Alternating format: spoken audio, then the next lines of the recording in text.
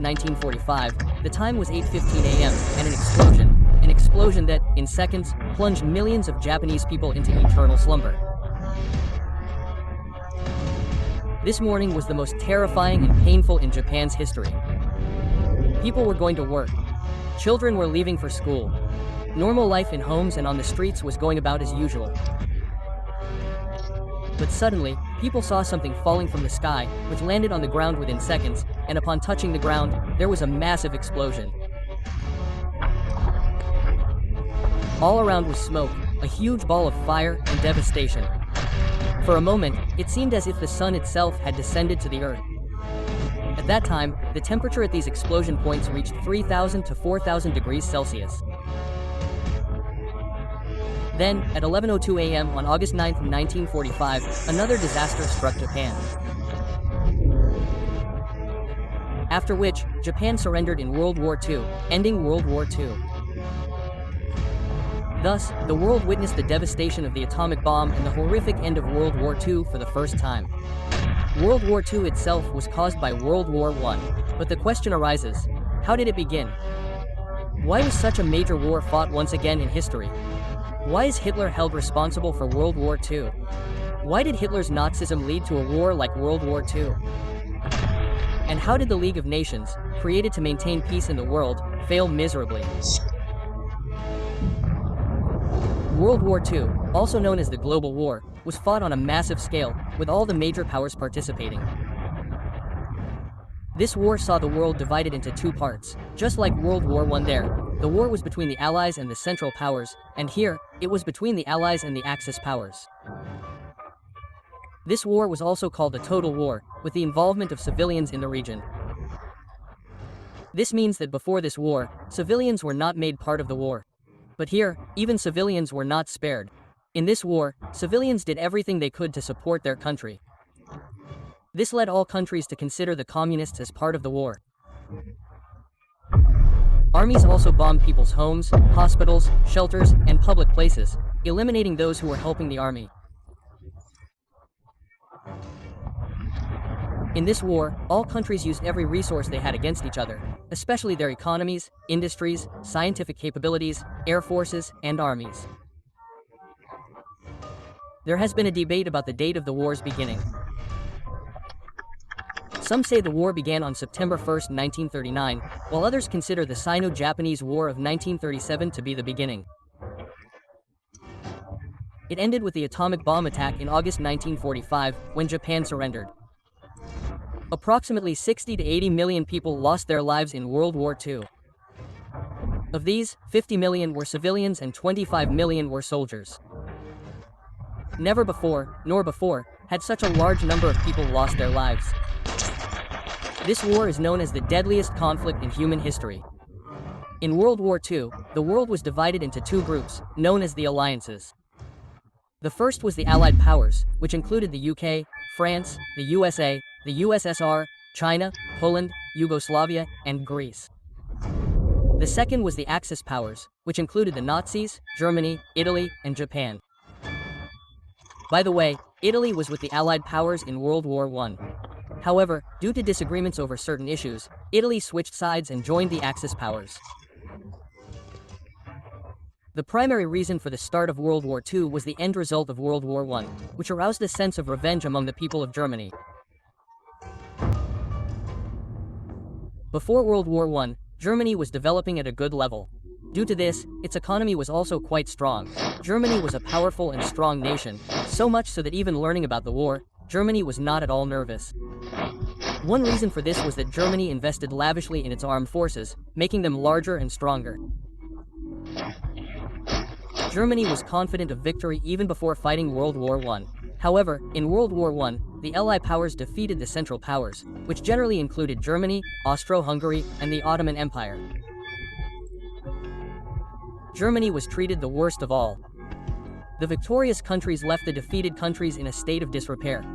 The UK, France, and Russia dismembered the defeated countries and divided them among themselves.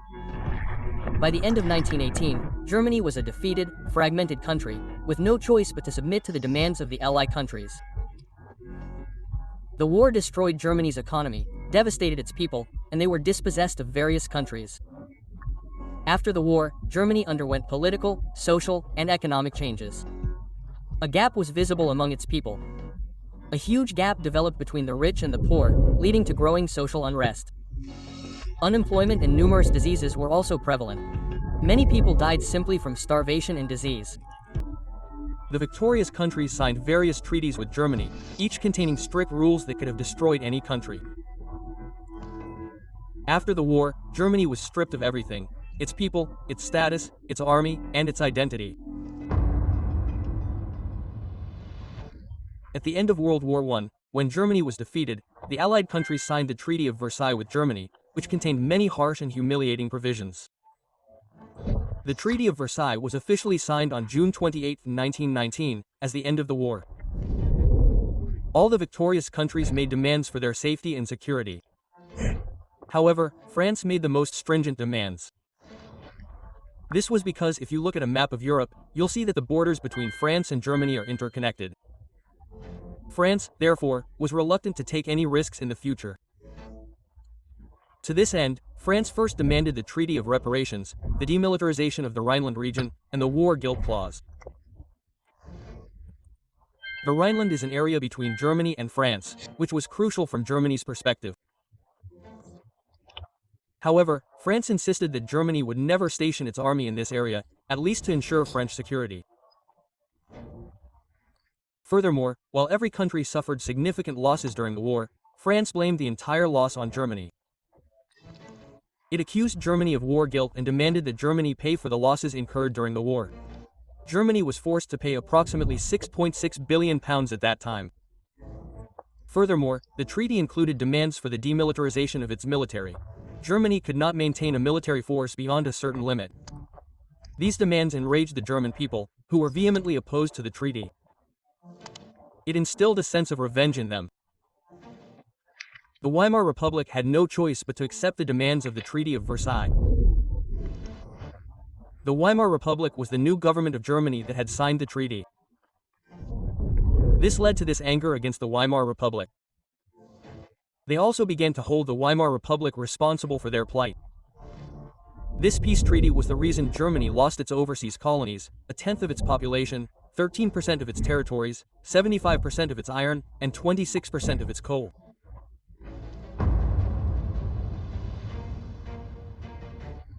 The League of Nations was established after World War I with the hope that there would never be another world war. The League of Nations' mandate was to establish peace and harmony in the world. But this failed. Many countries acted arbitrarily and disobeyed its mandate. It was created in 1919 as a peace organization. At its inception, it stipulated that any disputes between countries would be resolved through peaceful negotiations within the League of Nations, rather than the use of force. However, it was seen as a failure. Many countries did not join, and those that did, including Germany and the USSR, later left. Furthermore, the League lacked its own army, which could have prevented military aggression.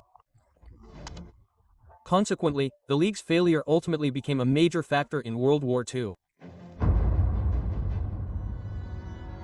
Germany, already grappling with significant hardship and economic crisis after the war, was partially compensated by the Treaty of Versailles and war guilt payments. The harsh sanctions of the treaty left the people there in dire straits. Seeing the plight of their own country, the government printed money in a desperate attempt to worsen the situation in Germany, further exacerbating inflation. At one point, everyone in Germany had ample money. People would travel by carloads of money to buy just one packet of bread.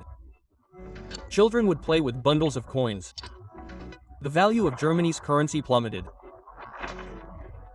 Seeing Germany's dire situation, the United States extended a helping hand and launched the Dawes Plan, which helped improve Germany's fortunes.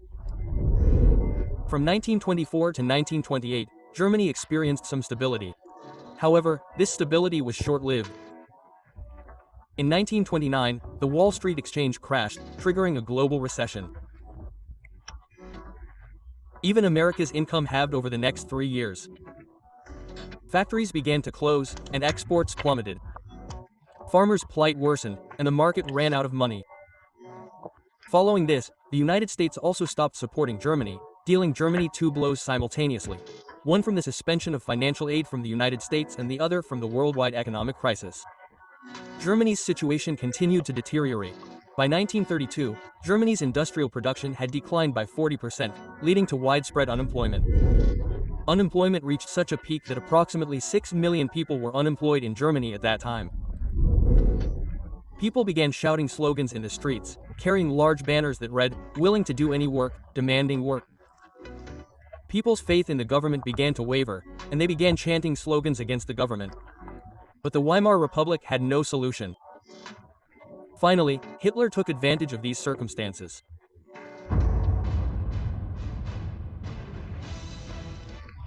We all know that Hitler was responsible for World War II, but how? To understand this, you must first understand how a boy from a simple family, who only wanted to be a priest and an artist, became such a brutal dictator. How did Hitler kill millions of people without a second thought? After the Great Depression, Germany was in a precarious situation. Hitler seized this opportunity and began promoting his party. He held large rallies, gathered people, chanted slogans, and, most importantly, delivered speeches. Hitler's voice was magical. He had the ability to manipulate anyone with his speeches. He spread his Nazi propaganda and captivated as many Germans as possible. Hitler promised the people that he would change Germany's destiny. He would never abide by the Treaty of Versailles and avenge Germany's actions against all other nations. The German people were influenced by Hitler's words, and elections were held in Germany, and Hitler's Nazi party won. Shortly after, seeing Hitler's popularity among the people, President Hindenburg appointed him Chancellor of Germany on January 30, 1933. Following this, Hitler introduced the Enabling Act, which, upon its passage, made Germany a dictatorial country. This act granted Hitler all the powers of Germany. As soon as Hitler came to power, he completely transformed Germany. First, in 1933, he expelled Germany from the League of Nations. Then, in 1938, he regained control of the Rhineland, which had been taken from Germany according to the Treaty of Versailles. Austria and Germany were reunified. After this, Hitler turned his attention to Western Germany and annexed Czechoslovakia. Overall, in a few years, Hitler had transformed Germany's fortunes. To improve his country's economic situation, Hitler decided to go to war. On September 1, 1939, Hitler attacked Poland. Germany makes a detailed plan for this attack. Germany dresses its own soldiers in Polish uniforms and issues a proclamation against itself, making it appear that Poland attacked Germany first, while Germany was merely retaliating against Germany's actions. As soon as the plan succeeds, Germany attacks Poland. Within 2 days, France and the UK also participate in the war. This is because these two countries had formed an alliance with Poland. According to this agreement, if any country attacks any of these three, the other two countries will fight on that country's side.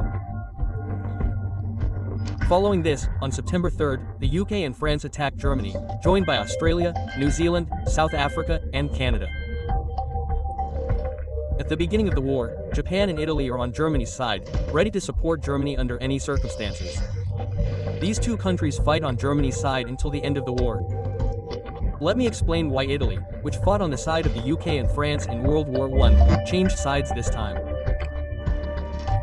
At the end of World War I, Italy was ignored by the elite powers.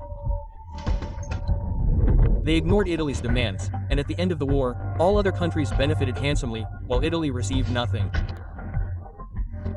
Even its economic condition worsened due to the war. Italy was angered by all this, and this led it to support Germany this time. At the beginning of the war, Hitler showed wisdom and joined forces with the Soviet Union. He wanted Germany and the Soviet Union to attack Poland together, forcing its immediate surrender. After this, Germany and the Soviet Union would divide Poland between them, and that's exactly what happened. The two countries attacked Poland together and, after winning, divided the territory in half. Seeing this, France and the UK were enraged. Understanding this, Hitler even sent a peace proposal to both countries. but both countries rejected the proposal, leading to the war continuing. While Hitler was occupying the Rhineland, Austria-Hungary, Czechoslovakia, and Poland, the Soviet Union was also aware of this and began invading various regions to expand its territory. After taking half of Poland, it attacked the Baltic Sea, which included Estonia, Latvia, and Lithuania. The Soviet Union easily conquered these three countries. Following this, the Soviet Union occupied Finland, after which the Soviet Union withdrew from the League of Nations. Hitler's desire to acquire more territory grew stronger. In April 1940, he attacked Denmark and Norway to protect the Arnover shipments from the Allied powers. The Allied powers were trying every possible way to stop Germany, including cutting off the Arnover route from Sweden to Germany. However, he failed to succeed. Furthermore, Germany conquered Denmark and Norway. But now, Germany became increasingly frustrated with France's continued involvement. Consequently, it planned to attack France. This time, Germany didn't directly attack France, but instead, like in World War I, planned to attack France with the help of Belgium. Italy supported Germany in the attack. Following this, Italy attacked France on June 10. Together, the two countries reached Paris by June 14 and forced France to surrender. 8 days later, France signed a treaty with Germany and accepted defeat. Germany's defeat of France in just a few days was a significant achievement. After this incident, people began to fear Hitler. No country wanted Hitler to mess with them. Hitler's name was resounding everywhere. But the UK still refused to give up. It rejected Hitler's peace proposal. Following this, the air battle of Britain began between Germany and the UK in July. Britain's air power was significantly stronger at the time, leading to a fierce air battle between the two countries. However, Germany's air force was weaker than the UK's. Hitler then ordered planes to bomb various UK states. However, this failed. Britain was unwilling to accept defeat. Meanwhile, Hungary, Slovakia, and Romania also joined the tripartite pact between Germany, Italy, and Japan, further strengthening the Axis powers. With Hitler's support, the Axis powers began to show their might. Italy attacked Greece. However, Britain stood by Greece, driving Italy out of Greece. Hitler then sent his army to support Italy. Consequently, both countries attacked Greece a second time and conquered it. In this way, the war continued for some time. By 1940, during World War II, everyone in Europe was ready to support Hitler. Due to this, Hitler was at the peak of his power. But intoxicated with his power, Hitler made a mistake, causing Germany to lose the war. As soon as Hitler saw that he was winning the war, he immediately sought to fulfill a long-cherished dream. Accordingly, Hitler wanted to conquer Eastern Europe, which was part of the USSR. In 1941, Hitler declared war on the Soviet Union. Operation Trust was launched. In this operation, Hitler first broke the Ribbentrop Pact between him and the Soviet Union. Hitler believed he would defeat the Soviet Union easily. However, initially, this is exactly what happens. The German army gradually conquered the Soviet Union from the east. They conquered Soviet countries one by one. But only until December, when the Soviet Union began experiencing severe snowfall. Only the Soviet Union was able to fight in such heavy snow. Fighting in such snow was impossible for any other country. Therefore, before the winter months arrive, Germany conquers as much of the Soviet Union as possible. However, the Soviet army then drives the entire German army back to Berlin. Hitler fails to simultaneously handle Britain in the west and the Soviet Union in the east. The Soviet Union's army defeats Hitler's army, marking a new era for the Soviet Union in the world.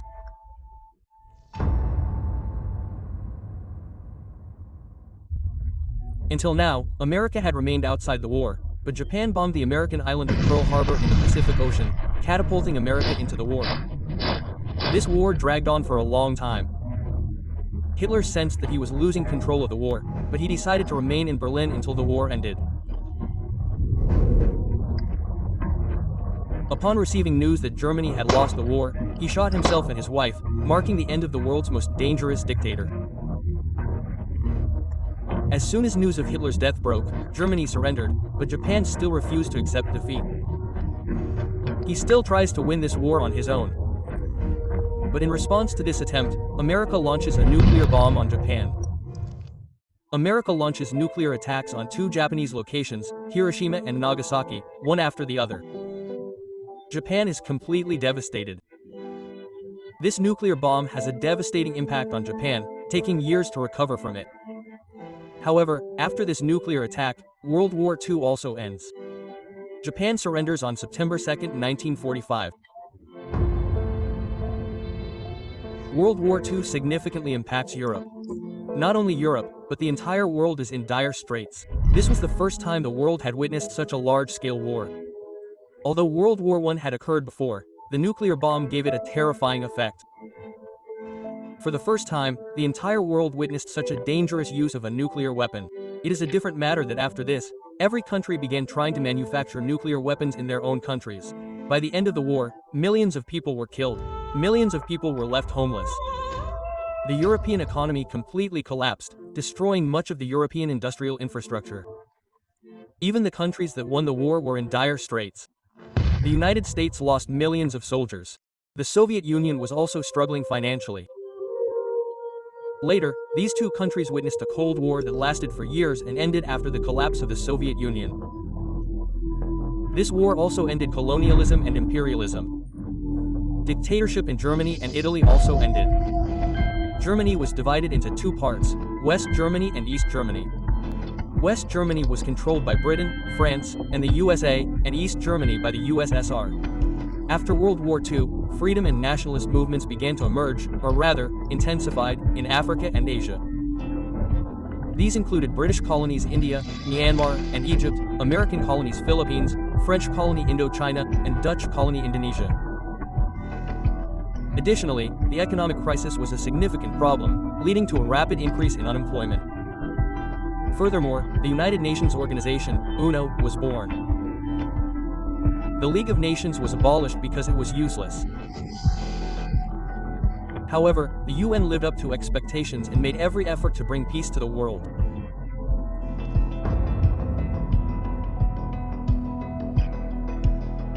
During World War II, India was under British rule, automatically becoming a part of the Axis powers. As a result, approximately 2.5 million Indian soldiers fought against the Axis powers. Of these, approximately 87,000 Indian troops lost their lives, and approximately 34,354 were seriously injured. Additionally, approximately 67,340 Indian soldiers were taken as prisoners of war. During World War I, the British government not only sent Indian soldiers to war, but also began exporting food and other supplies to London to ensure the soldiers fighting there would not face food shortages. Furthermore, Bengal laborers were now paid wages in exchange for grain, and all the grain was exported abroad. Workers now had money, but due to the shortage of grain in the market, the high prices were creating hardship for the general public. As a result, small farmers and working-class people fled their homes to seek employment in the British Army.